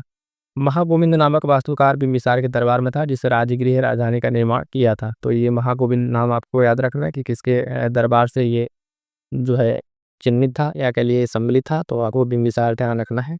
अगला पॉइंट मोस्ट इंपॉर्टेंट है, प्रसिद्ध चिकित्सक जो है जीवक आपको मिलेगा बिंबिसार के दरबार में, है ना। कई बार प्रश्न पूछा जा चुका है कि जीवक जो है आपका किसके दरबार से संबंधित है, तो बिंबिसार के दरबार से संबंधित है। ये पॉइंट भी आपको ध्यान में रखना है। आगे बढ़ेंगे साथियों, कह रहा है बिंबिसार का पुत्र जो अजातशत्रु, अभी हमने इसके बारे में बात कर रहे थे, राजा बनने के पश्चात कौशल नरेश जो प्रसेनजीत है उसको पराजित किया और उसकी पत्नी बाजीरा से विवाह कर लिया। अजातशत्रु को जो है इतिहास में प्रतहंता भी कहा जाता है। इसने अपने पिता की जो बिंबिसार की हत्या करके जो है ये राजा बना था। ये सारे पॉइंट्स भी आपको ध्यान में रखने हैं। अजातशत्रु जो है प्रसिद्ध मंत्री, इसका शुद्धि और संस्कार तथा प्रचंड थे, उसके प्रसिद्ध मंत्री अजातशत्रु के। और बात करेंगे साथियों कि जैन साहित्य जो है अजातशत्रु के भाइयों में हल और बिहल का उल्लेख करता है। आगे बढ़ेंगे, देखेंगे अगला कुछ पॉइंट। आगे बढ़ेंगे साथियों, देखेंगे अगला पॉइंट क्या कह रहा। तो ध्यान दीजिए, सारे के सारे इंपॉर्टेंट पॉइंट्स आपको यहाँ पे मिल जाएंगे। अजातशत्रु जो है युद्धास्त्रों में शिलाकंटक तथा रथ मूसल जैसे नवीन शस्त्रों का खोज किया था। ये प्रश्न आपसे पूछता है कि शिलाकंटक और रथ मूसल जैसे शस्त्र जो है अस्त्र शस्त्र शस्त्र ये कौन प्रयोग करता था, तो आपके अजातशत्रु जो है ये प्रयोग करता था। ठीक है, इससे इसका संबंध है। अजातशत्रु का जो राज्यकाल है आप देखें 491 ईसा पूर्व से 459 ईसा पूर्व तक रहा और अजातशत्रु के ही शासनकाल में राजगृह में प्रथम बौद्ध जो संगीति का आयोजन 483 ईसा पूर्व हुआ था। मोस्ट इंपॉर्टेंट लगा लीजिए, बिहार राज्य की शायद ही कोई ऐसी परीक्षा होगी जिसमें ये प्रश्न न पूछा गया हो और हर बार ये रिपीट भी होता है। तो पहला तो ये प्रश्न पूछेगा कि प्रथम बौद्ध संगीति का आयोजन किसके काल में हुआ था, तो अजातशत्रु के काल में हुआ था। कहाँ पर हुआ था, तो राजगृह में हुआ था। कब हुआ था, तो 483 ईसा पूर्व हुआ था। और इससे रिलेटेड अन्य भी और पॉइंट्स हैं जो अभी हम आगे डिस्कस करेंगे कि जो चारों के चारों प्रमुख बौद्ध संगीतियाँ हैं उसमें क्या क्या प्रश्न बनेंगी, आगे अभी देखा जाएगा। अगला पॉइंट है अजातशत्रु के उत्तराधिकारी जो उदयभद्र अथवा उदयन कह लीजिए, आपका 459 से 443 तक शासन किया ईसा पूर्व तक। महावंश के अनुसार उसने पाटलिपुत्र नगर की स्थापना की थी। ठीक है, तो पाटलिपुत्र नगर की अगर स्थापना की बात करें तो उदयन, ठीक है, उदयन या उदयन कई जगह नाम लिखा रहता है, तो पाटलिपुत्र नगर की उसने स्थापना की। आगे बढ़ेंगे तो अगला पॉइंट कर रहा है हर्यक वंश के राज्य के अंतिम शासक नागदशक जो है उसको हटाकर शिशुनाग ने जो है अपना राजवंश प्रतिस्थापित किया था। कौन, तो शिशुनाग ने। ये सारे पॉइंट्स परीक्षा में पूछे जा चुके हैं, उन सबका आपको वन लाइनर फैक्ट्स के रूप में पॉइंट रिवीजन करा रहे हैं। इतना करने के बाद आपका प्रश्न गलत नहीं होगा। ठीक है, शिशुनाग ने जैसे ही वैशाली को अपनी राजधानी बनाई और अवंती राज्य को विजय कर लिया। शिशुनाग क्या किया, वैशाली को अपनी राजधानी बनाया। प्रश्न आपसे पूछता है कि वैशाली राज्य को जो है अपनी राजधानी किसने बनाया, तो शिशुनाग ने बनाया था। ठीक है, आगे बढ़ेंगे तो अगला पॉइंट कह रहा है शिशुनाग जो है उत्तराधिकारी कालाशोक था। शिशुनाग का जो उत्तराधिकारी है वो कौन था, कालाशोक था। और जो काकवड़ था, ठीक है, क्या था, काकवड़ था, उसके नाम से चर्चित था और इसने पुनः पाटलिपुत्र को अपनी राजधानी बनाया। कालाशोक के शासनकाल में ही वैशाली में आपको देखिए द्वितीय बौद्ध संगीति की आयोजन होती है। ये भी मोस्ट इंपॉर्टेंट इसका नाम हो जाता है, अलग अलग टाइम पे परीक्षा में पूछा जाएगा फिर से कि द्वितीय बौद्ध संगीति का आयोजन कहाँ पे हुआ, तो वैशाली में। किसके शासनकाल में, तो कालाशोक के शासनकाल में ये देखने को मिलता है। आगे बढ़ेंगे, अगला पॉइंट है कि शिशुनाग वंश का जो अंत करके महापद्मनंद जो है नंद वंश की स्थापना करता है। तो ये भी पॉइंट आपको ध्यान रखना है। ठीक है, ये आपने इतिहास नहीं पढ़ा होगा लेकिन बिहार के पर्सपेक्टिव में आपको इतना ही पॉइंट ध्यान रखना है कि जो है महापद्मनंद ने नंद वंश की स्थापना की शिशुनाग वंश का अंत करके। ठीक है, आगे बढ़ेंगे तो अगला पॉइंट क्या कह रहा है, और इस बात की जो है पुराण महापद्मनंद को जो है शूद्र की संतान, जैन साहित्य नाई की संतान तथा वैश्य संतान, कार्टियस नाई और रानी की संतान का उल्लेख करता है। ये सब बाकी चीज़ें आपको किसमें पुराण में और बाकी जगहों पे आपको देखने को मिलता है। किसमें? पुराण में जो है ये सारी चीज़ें किसके बारे में, महापद्मनंद के बारे में इतनी सारी चीज़ों का उल्लेख देखने को मिलता है। आगे बढ़ेंगे तो अगला पॉइंट क्या आ रहा है, इसमें जो इंपॉर्टेंट है वो ध्यान दीजिएगा, मोस्ट इंपॉर्टेंट एक तरह से कह लीजिए। पाली जो ग्रंथ है उसमें महापद्मनंदन को जो है उग्रसेन के नाम से जाना जाता है। प्रश्न आपसे पूछेगा कि उग्रसेन के नाम से जो है किसको जाना जाता है, तो महापद्मनंदन को जो है क्या नाम से, उग्रसेन के नाम से जाना जाता है। ये सारे पॉइंट्स आपको आई होप भी क्लियर हो गए होंगे। अगला पॉइंट क्या कह रहा है साथियों, तो ध्यान दीजिएगा। कह रहा है शिशुनाग वंश का जो है अंत ये हो गया, अभी पढ़ हो गया, दो भी पॉइंट हो गया है। और हम अगले पॉइंट की बात करेंगे कि पुराणों में जो है महापद्मनंद को जो है अखिल छत्रांतकारी, सर्व छत्रांतक और एक जगह वट कहा गया है। हाथी गुम्फा जो अभिलेख है इसके द्वारा कलिंग में एक नहर निर्माण कराए जाने का उल्लेख आपको देखने को मिलता है। तो सबसे पहले जानने के हाथी गुम्फा अभिलेख, ये पॉइंट इंपॉर्टेंट है, और कलिंग में एक नहर का निर्माण कराए जाने का आपको उल्लेख मिलता है। आगे बढ़ेंगे साथियों तो अगला पॉइंट कह रहा है कि महापद्मनंद का जो है चर्चित मंत्री कौन था, तो कल्पक था। ये प्रश्न आपसे पूछा जा चुका है ना, इसको ध्यान रखिएगा। महापद्मनंद का मंत्री कौन था, तो ये कल्पक था। साथियों ध्यान दीजिएगा, जो भी लोग इस क्लास को अभी तक आराम से कर रहे हैं एक बार फटाफट से वीडियो को लाइक कर दीजिएगा और चैनल से जरूर जुड़िएगा। इंपॉर्टेंट इसलिए है कि इस तरीके से पूरी क्लास को आपको करने के बाद से जो क्लास आपको कई महीनों में कंप्लीट कराई थी थोड़ा थोड़ा करके, उसको आप एक जगह एक क्लास में आपको इस तरीके से देखने को मिल रहा है। नंद वंश का अंतिम शासक आपका खानानंद था, जो सिकंदर के समकालीन था, और यूनानी लेखकों ने उसके लिए अग्रमिस और जैनेन्द्र मिस जैसे शब्दों का प्रयोग किया है। कि ये पॉइंट भी आपको ध्यान रखना है। कौन से? घनानंद के बारे में। चंद्रगुप्त मौर्य के विरुद्ध नंद सेना को जो सेनापति मिलिंद पन्हो के अनुसार बद्दशाल था। ठीक है, और वैशाली की अगर हम बात करें, अगला पॉइंट, वैशाली और पाटलिपुत्र में अशोक के स्तंभ प्राप्त हुए हैं, परंतु उन पर जो है अभिलेख नहीं उत्कीर्ण है। लेकिन कहाँ प्राप्त हुए हैं? अशोक के स्तंभ आपको देखने को मिले हैं। आगे बढ़ेंगे, अगला कुछ पॉइंट है जो इंपॉर्टेंट, बिहार में अशोक के अभिलेख बराबर सासाराम और चंपारण से प्राप्त हुए हैं, और वहाँ पर जो है बहुत ही इंपॉर्टेंट देखने को मिलते हैं। मेगास्थनीज की बात करेंगे साथियों, ध्यान दीजिएगा। इंडिका के अनुसार मौर्य काल में पाटलिपुत्र के प्रशासन में के दायित्व जो है 30 नागरिकों की सभापति, जो 5-5 सदस्यों को 6 समितियों में संगठित की। ध्यान क्या रखना है कि मेगास्थनीज की इंडिका, कई बार प्रश्न पूछा जा चुका है इंडिका के लेखक कौन है, तो मेगास्थनीज की इंडिका थी। और इसके ये बहुत चर्चित पुस्तक है, अलग अलग टाइम पे अलग अलग परीक्षाओं में प्रश्न पूछा जा चुका है। अगला फिर से मोस्ट इंपॉर्टेंट है, मेगास्थनीज ने पाटलिपुत्र को जो है पाली प्रोथा कहा है। क्या कहता है? पाली प्रोथा। तो किसने? मेगास्थनीज है। किसने को कहा है? तो पाटलिपुत्र को। चंद्रगुप्त मौर्य के राजप्रसाद के अवशेष पटना के समीप कुंभहार कुम्भहार गांव से प्राप्त हुए हैं, और इसे खोजने का श्रेय स्नूपर को जाता है। किसको? स्पूनर को जाता है। ये पॉइंट भी आपको ध्यान में रखना है। तो ये सारे के सारे पॉइंट्स आपको अच्छे तरीके से ध्यान रखने हैं। धीरे धीरे करके हम लोग आधे तक पहुँच गए, और पूरी क्लास करने के बाद से अब आपका यहाँ से जो है बिहार के प्राचीन इतिहास और बिहार के जो संक्षिप्त परिचय है, यहाँ से प्रश्न आपके तलब नहीं होंगे। तो देखिएगा, अशोक ने गया के निकट बराबर की जो है पहाड़ियों को सुदामा गुफा का निर्माण कराया। वहाँ पे बराबर की पहाड़ियों में प्रश्न पूछता है कि बराबर की पहाड़ियों में जो है किसने गुफा का निर्माण कराया है, तो अशोक ने गया के निकट यहाँ पे गुफा का निर्माण कराया है। और इसकी बात करें तो ये शासन में जो 12वें वर्ष में करके उसने आजीविकों को प्रदान कर दिया था। ये भी पॉइंट ध्यान रखेंगे। अगला पॉइंट है, दशरथ ने नागार्जुन पहाड़ी में 3 गुफाएं आजीविकों को प्रदान की। इनमें चर्चित एक है गोपी गुफा का सबसे चर्चित है। किसने? दशरथ ने जो है नागार्जुन की जो पहाड़ियाँ हैं और पे 3 गुफाएं जो है कि इसको आजीविकों संप्रदाय प्रदान की थी। अगला पॉइंट कह रहा है कि पाटलिपुत्र से प्राप्त जो यक्ष और यक्षिणी की मूर्तियां हैं वो दीदारगंज से प्राप्त हुई हैं। चंबर तारड़ी यक्षिणी की मूर्ति जो है लोक कला का श्रेष्ठ प्रतीक है। तो यक्ष और यक्षिणी की मूर्ति जो आप पाटलिपुत्र के दीदारगंज से प्राप्त होती है। प्रश्न पूछा जाता है कि दीदारगंज से जो है प्राप्त हुई मूर्तियों का नाम, या फिर कौन सी मूर्तियां प्राप्त हुई, किस काल की हैं, है ना। तो ये सारे प्रश्न आपसे पूछे जाते हैं। अगला पॉइंट कह रहा है कि गार्गी संहिता में पाटलिपुत्र पर यूनानियों के आक्रमण का उल्लेख है। यह आक्रमण पुष्यमित्र शुंग के राज्यकाल में हुआ था। तो प्रश्न आपसे पूछता है कि पाटलिपुत्र पर जो है यूनानियों यवनों का आक्रमण कब होता है, तो पुष्यमित्र शुंग के राज्यकाल में होता है। और ये बात कहाँ आपको उल्लेख मिलती है, तो गार्गी संहिता में आपको ये बात पता चलती है। कि जो है पाटलिपुत्र पर पुष्यमित्र शुंग के शासनकाल में यहाँ पर आक्रमण यवनों का हुआ था। आगे बढ़ेंगे साथियों, देखें अगला पॉइंट क्या कह रहा है कि कुषाण नरेश जो है कनिष्क ने मगध पर विजय प्राप्त की और अपने साथ वह बौद्ध विद्वान अश्वघोष को तुरस्कुर ले गया था। तो ये पॉइंट भी आपको ध्यान रखना है। अगला पॉइंट कह रहा है महावास्तु जो है नामक बौद्ध ग्रंथ में उल्लेख है कि ईसा पूर्व दूसरी शताब्दी में राजगिरी में 36 प्रकार के शिल्पी निवास करते थे। तो सारे पॉइंट्स आपको ध्यान रखने हैं।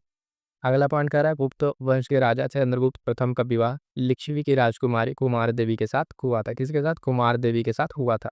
ये पॉइंट भी आपको ध्यान में रखना है। आगे बढ़ेंगे साथियों, देखेंगे अगला पॉइंट में मोस्ट इंपॉर्टेंट पॉइंट ये है, ध्यान दीजिए परीक्षा में प्रश्न पूछा हुआ है। हाथी गुम्फा अभिलेख के अनुसार कलिंग के राजा खारवेल जो है अपने शासनकाल के 8वें वर्ष में पुनः 12वें वर्ष में मगध को पदाक्रांत किया था। तो बात करेंगे कि हाथी गुम्फा अभिलेख इससे रिलेटेड है, तो आप देखेंगे कलिंग राजा खारवेल से इसका संबंध है और ये मोस्ट इंपॉर्टेंट अभिलेख है। परीक्षाओं में कई बार यहाँ से प्रश्न आपको पूछ रहा होता मिल जाएगा।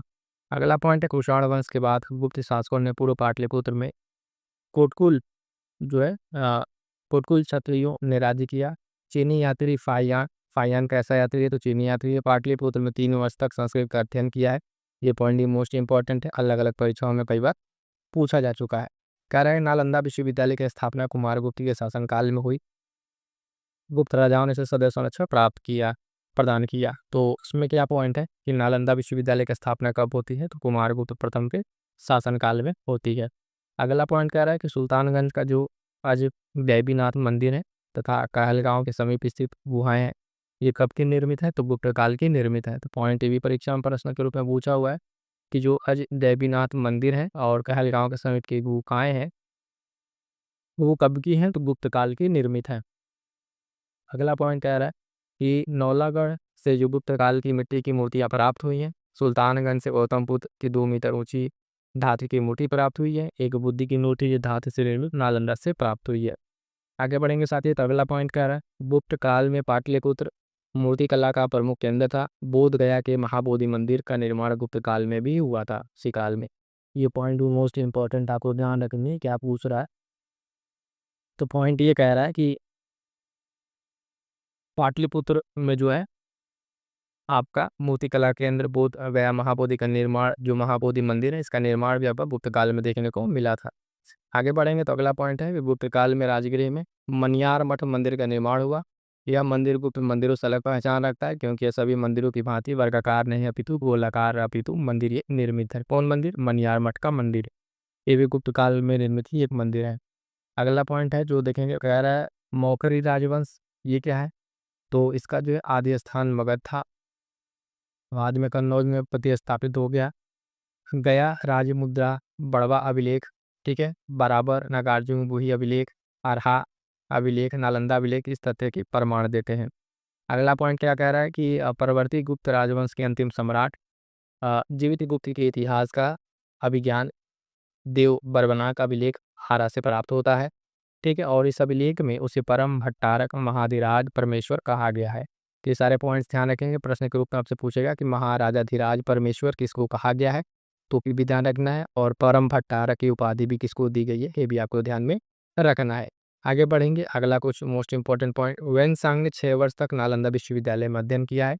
उस समय विश्वविद्यालय में लगभग 1510 शिक्षक, 8,500 विद्यार्थी उसमें मौजूद थे। इस विश्वविद्यालय की अपनी मुद्रा थी जिस पर श्री नालंदा महाविहार आर्य द्विवेदी संघ का उसको उत्कीर्ण किया गया था।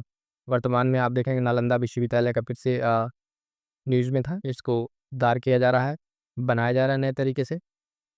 सुमात्रा के आप राजा जो है बलपुत्र देव ने देवपाल योपाल वंशी शासक की अनुमति से नालंदा में विदेशी विद्यार्थियों को रहने के लिए छात्रावास निर्मित कराया, तो ये भी आपको ध्यान में रखना है। अगला पॉइंट है मोस्ट इंपॉर्टेंट, उदंतपुरी जो है और विक्रमशिला के बौद्ध शिक्षा केंद्र भी कहाँ पे हैं? आपके बिहार में। उदंतपुरी विक्रमशिला ये सब बौद्ध शिक्षा केंद्र कहाँ पे? बिहार में स्थित है। अगला पॉइंट कह रहा है सासाराम में भभुआ के पास मुंडेश्वरी मंदिर का निर्माण हर्ष के काल में हुआ था, और नालंदा में पीतल की चादरों से कृष्ण मठ का निर्माण कराया था। प्रश्न आपसे पूछेगा कि जो है मुंडेश्वरी मंदिर आपका कहाँ स्थित है? तो सासाराम में भभुआ के पास ये निर्मित है। किसके काल की है? तो ध्यान रखिएगा हर्ष के काल की ये मंदिर आपको देखने को मिलेगी। अगला पॉइंट, हर्ष की मृत्यु के पश्चात मगध में आदित्य सेन ने पुनः प्रवर्तित गुप्तवंश राज्य की स्थापना करता है। बंगाल के शासक शशांक ने बिहार के विस्तृत क्षेत्र पर आधिपत्य स्थापित किया।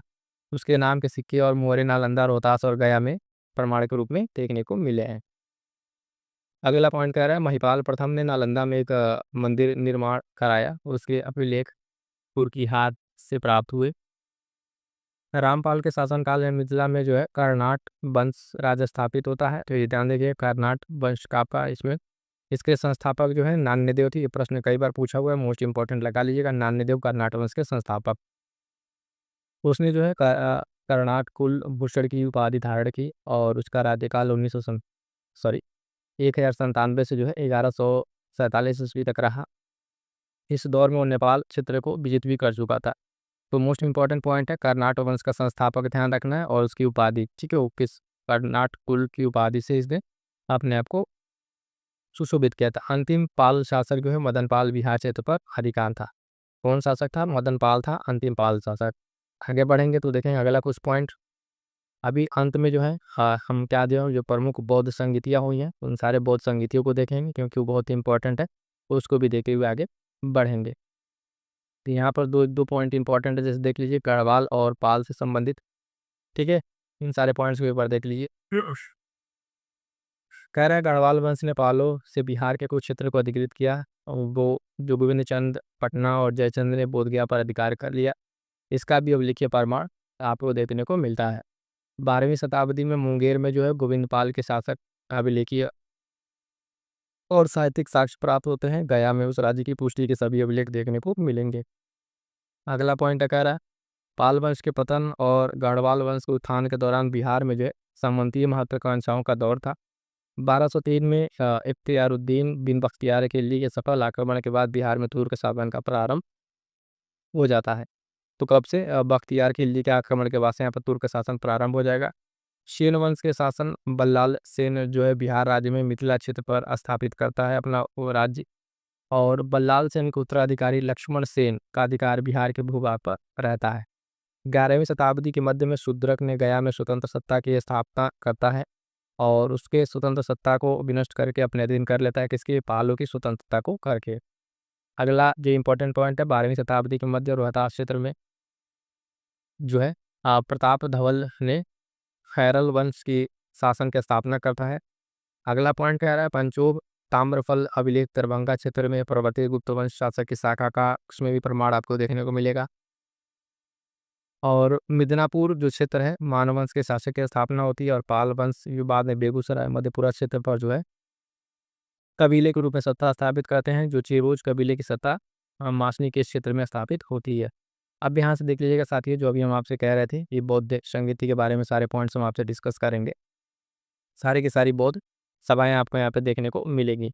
तो प्रथम बौद्ध सभा, ठीक है, उसके बाद से तृतीय चतुर्थ और तृतीय सारे के सारे देखने को मिलेंगे।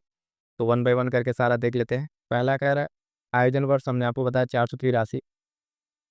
वृद्धि के जो महात्मा बुद्ध थे उनके मृत्यु के उपरांत होती है। आयोजन स्थल सप्तकर्णी गुफा, राजगिरी बिहार, अध्यक्ष महाकाश्यप, तत्कालीन शासक अजातशत्रु, और उद्देश्य जो बुद्ध के मुख्य उपदेशों की शुद्धता को बनाए रखना। आनंद द्वारा सूत्र पिटक और कुपाली द्वारा विनय पिटक संघ की रचना का यहाँ पे संकलन देखने को मिलता है।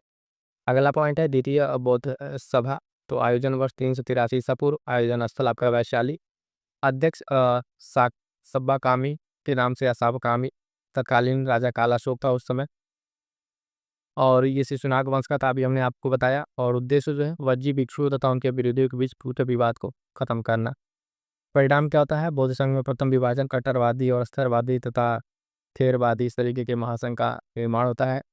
अगला तृतीय बौद्ध सभा क्या है? तृतीय बौद्ध सभा आयोजन वर्ष 247 ईसा पूर्व। आयोजन स्थल पाटलिपुत्र, अध्यक्ष मोगलीपुत्र तिस्सा और तत्कालीन शासक अशोक, ठीक है। तो बौद्ध धर्म पर अधिकार करने के विभिन्न तरीके के दावों को सुलझाया गया।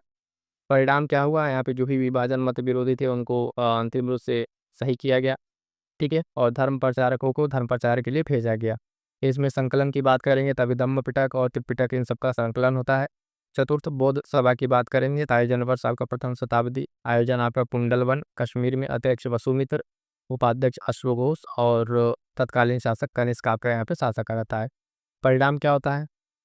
बौद्ध धर्म जो है हीनयान और महायान में विभाजित हो जाता है। ये मोस्ट इंपॉर्टेंट पॉइंट है, परीक्षा में कई बार पूछा जाता है कि किस बौद्ध संगति में जो है आपका बौद्ध जो है विभाजन हुआ। विशेष जो है इसमें पाली भाषा का स्थान पर संस्कृत को भी संचालित किया गया और त्रिपिटक पर प्रमाणिक विभाषा शास्त्र की रचना यहाँ पर की गई। ठीक है, तो यहाँ तक देखेंगे साथियों, आपका जो प्राचीन बिहार है वो कंप्लीट बिहार तक कंप्लीट हो गया। ठीक है,